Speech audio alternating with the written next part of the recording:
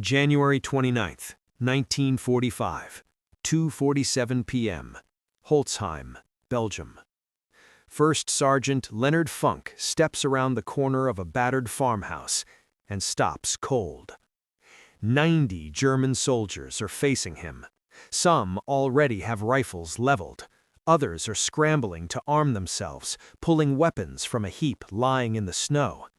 Between them, 4 American soldiers are kneeling, hands locked behind their heads, helmets off, helpless. 20 minutes earlier, these Germans were prisoners of war. 80 of them had been captured during the assault on Holzheim, guarded by only 4 Americans because that was all Company C could spare. Now they're free, armed, and reorganizing fast. They aren't panicking, they're preparing an attack, one that will slam into Company C from the rear while the Americans are spread across the village. A German officer steps forward. He shoves the barrel of an MP-40 submachine gun hard into Funk's stomach and begins shouting. The words come fast, sharp, angry. Funk doesn't understand German. Neither do the men behind him. The officer screams again, louder this time, veins bulging in his neck. Funk looks around. 90 Germans, 4 captured Americans, a gun pressed into his gut.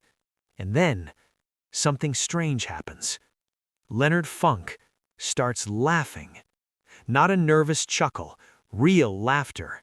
The German officer freezes, stunned. Then his confusion turns to rage. He shouts even louder. Funk laughs harder. What follows lasts less than 1 minute. When it's over, 21 German soldiers will be dead, more than 40 will be prisoners again, and Leonard Funk will be awarded the Medal of Honor. All because he laughed when he should have surrendered. Leonard Alfred Funk, Jr. was born on August 27, 1916, in Braddock Township, Pennsylvania, a steel town. The air always smelled of smoke and hot metal. Blast furnaces lined the Monongahela River. Men worked brutal shifts. Kids learned early that nothing came easy. Funk grew up fast. His father worked long hours. Responsibility fell on Leonard's shoulders early, especially after his younger brother was born. By the time Funk graduated high school in 1934, the Great Depression had crushed the country. Factories closed, jobs vanished. College was a luxury no one in his neighborhood could imagine. Funk took whatever work he could find, clerk jobs, odd labor, helping his family survive. Then, the world began sliding toward war. By 1941, Europe was already burning. Asia was next. Congress expanded the draft.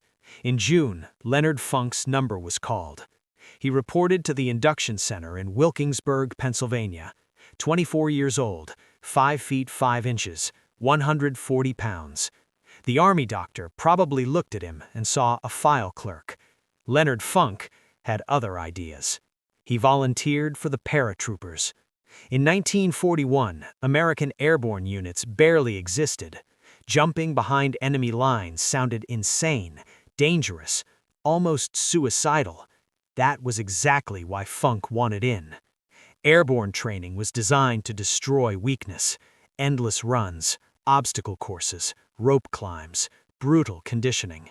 Half the volunteers quit or washed out. Then came the jump towers, then real aircraft. Standing in the door of a C-47 for the first time, every instinct screamed to stay inside. The ground looked impossibly far away. Your parachute was thin fabric. Your faith had to be stronger. Leonard Funk earned his jump wings. He was assigned to Company C, 1st Battalion, 508th Paratrooper Infantry Regiment, Camp Blanding, Florida. In late 1943, the regiment shipped to England and joined the 82nd Airborne Division. The All-Americans, veterans of Sicily, veterans of Italy. Funk was new, older than most of the men. At 27, he was practically ancient by paratrooper standards. But he had something they respected immediately. Calm, steadiness. When things went wrong, Funk didn't panic. By the time D-Day approached, he was a squad leader. June 6, 1944, 1:30 a.m., over Normandy. The C-47 shakes violently as German flak bursts around it. Funk stands in the jump line, 60 pounds of deer drag at his body. Thompson submachine gun, ammo, grenades, medical supplies. The plane is flying dangerously low, only 400 feet, too low for a safe jump, but the pilots can't climb. Tracer fire slices through the darkness. The green light snaps on. Funk jumps. The prop wash slams him sideways. Then the parachute opens, and the world goes silent. Below him lies occupied France. The airborne landings collapse into chaos almost immediately. Anti-aircraft fire scatters the planes. Paratroopers land miles from their drop zones. Men drown in flooded fields, pinned down by the weight of their equipment. Others land directly among German troops and are killed before they can free themselves. Funk hits the ground hard. His ankle twists violently. Pain explodes up his leg, possibly fractured, but he can stand. That's enough. He hides his chute and begins moving through German territory, alone. He's 40 miles from where he's supposed to be. Over the next hours, Funk begins finding other lost paratroopers, one by one, from different units, different regiments. By dawn, 18 men are following him. For 10 days, Funk leads them through German-occupied France. They move at night, hide during the day, fight only when necessary. Despite his injury, Funk insists on scouting ahead, placing himself in the most dangerous position to protect his men. On June 17th, they reach Allied lines. Every single man survives. Funk earns the Silver Star, a Bronze Star, and his first Purple Heart. September 5th, 1944, Holland. Operation Martin Garden. 35,000 paratroopers drop into the Netherlands. The plan is bold: seize bridges, rush armor forward, punch into Germany. If it works, the war could end early. It doesn't. At Arnhem, British airborne forces are surrounded and destroyed. The plan collapses. But Funk only knows his orders. Near Nijmegen, Funk spots something deadly. 3 German 20mm anti-aircraft guns are firing into the sky, tearing apart Allied gliders as they land. Those gliders carry reinforcements, artillery, medics. If the guns aren't silenced, hundreds will die. Funk has 3 men. 20 Germans defend the position. Military doctrine says you need overwhelming numbers. Funk attacks anyway. They assault the guns head-on, kill the defenders, destroy the positions. The guns fall silent. The gliders land. Funk earns the Distinguished Service Cross. December 19th, 1944. The Ardennes Forest. Hitler launches his final gamble. The Battle of the Bulge. Snow, ice, sub-zero temperatures. American units collapse under the surprise assault. Then comes Malmedy. 84 American prisoners executed after surrendering. When Funk hears the reports, something inside him locks into place. He makes a decision. He will never surrender to the Germans. January 29th, 1945. Company C is under strength. Officers are dead. Men are exhausted. Funk becomes acting executive officer. He pulls clerks, cooks, supply men from headquarters. "You're infantry now," he tells them.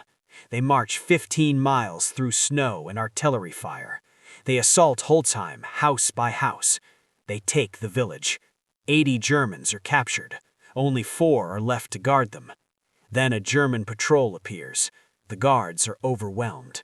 The prisoners are freed. 90 Germans rearm and prepare to attack. And then Leonard Funk walks into the yard. The German officer jams a gun into his stomach, orders him to surrender. Funk laughs. The officer screams. Funk pretends to comply, slowly reaching for his Thompson. Then he fires. The officer collapses. Funk pivots, firing continuously, reloads, shouts for his men to grab weapons. Chaos erupts. 60 seconds later, 21 German soldiers are dead. More than 40 will be prisoners again, and Leonard Funk will be awarded the Medal of Honor. All because he laughed when he should have surrendered. September 5, 1945. The White House. President Truman places the Medal of Honor around Leonard Funk's neck. "I would rather have this medal than be President of the United States," Truman says. Funk goes home. He works quietly for the Veterans Administration for 27 years. No fame, no speeches. Leonard Funk dies in 1992, buried at Arlington, mostly forgotten. But his story proves this: courage isn't size. It's what you do when the math says you're dead.